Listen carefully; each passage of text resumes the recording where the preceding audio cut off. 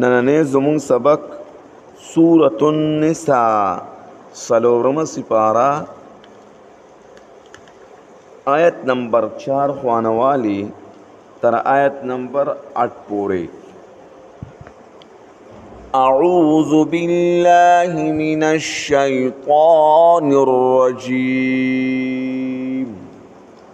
بسم اللہ الرحمن الرحیم سبحانك لا علم لنا إلا ما علمتنا إنك أنت العليم الحكيم ولا تؤتوا السفهاء او مورکوی بوقفتم اموالکم التي مالون استاسو آغچی جعل الله لكم قياما گرزول دا اللہ تاسو لرا زمواری یا زمداری دا اغی پمال باندی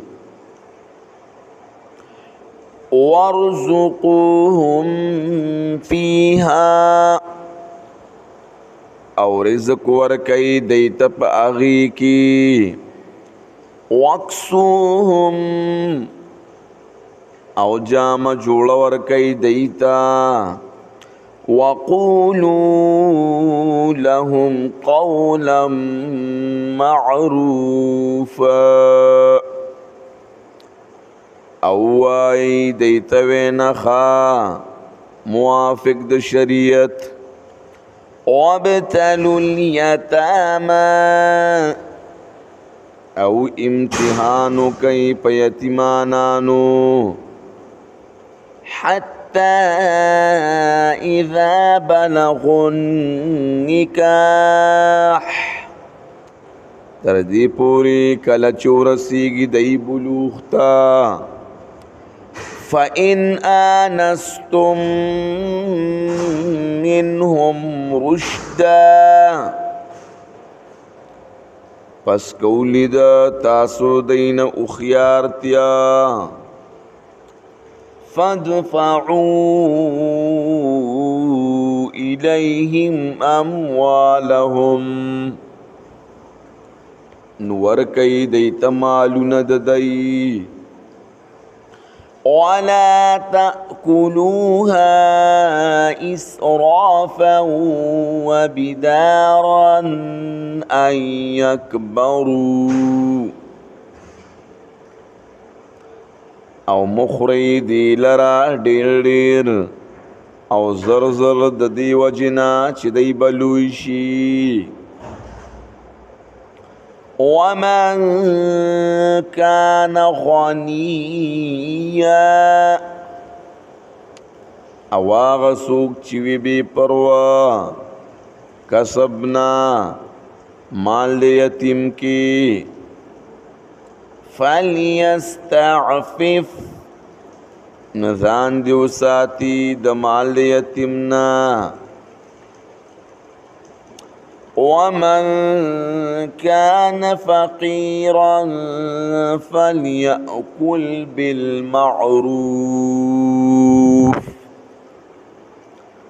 اواغ سوک چوی محتاج کسبتا مال دی یتیم کی کسبتا مال دی یتیم کی نخوری دی پا مناسب طریقی پا قدر دو اجرت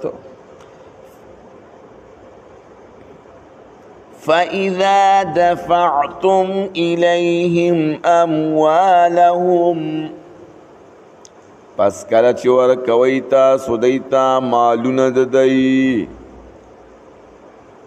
فَأَشْهِدُوا عَلَيْهِمْ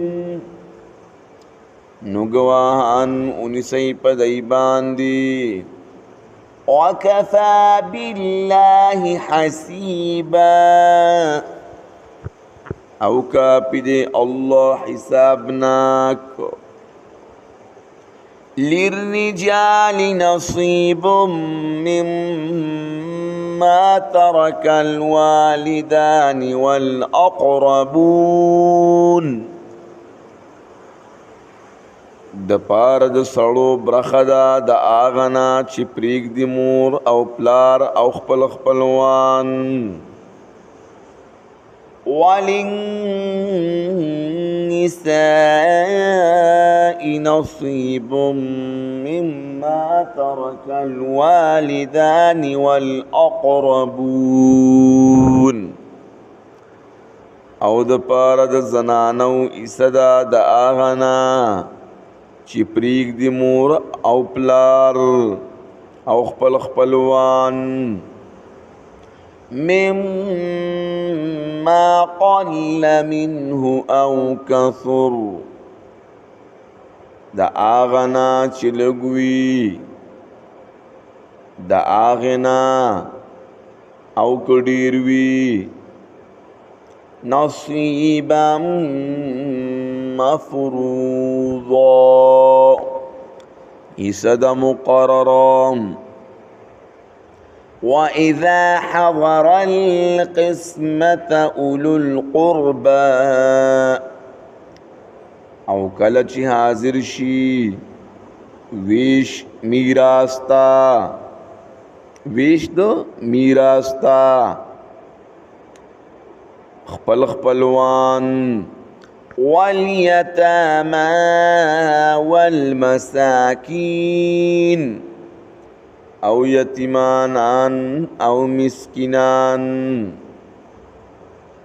فارزقوهم منه وقولوا لهم قولا معروفا. نو خوراک ورکی دیتا دا اغینا او وای دیتا وینا خوا.